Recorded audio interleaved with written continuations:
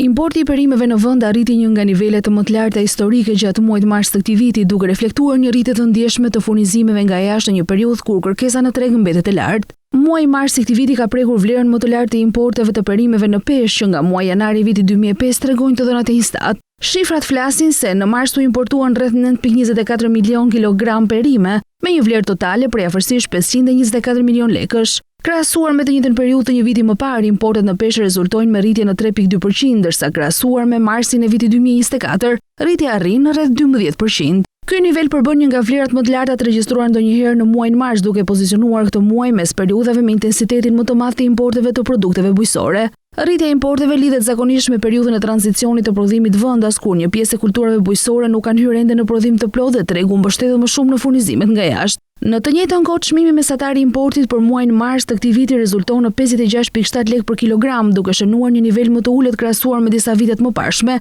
çka mund të ketë ndikuar në rritjen e volumit të produkteve të importuara. Të dhënat historike tregojnë se muajt e parë të vitit, veçanërisht shkurti dhe marsi, janë tradicionalisht ndër periudhat me nivelin më të lartë të importit të perimeve, pasi prodhimi vendas është ende në fazat e para të sezonit bujqësor.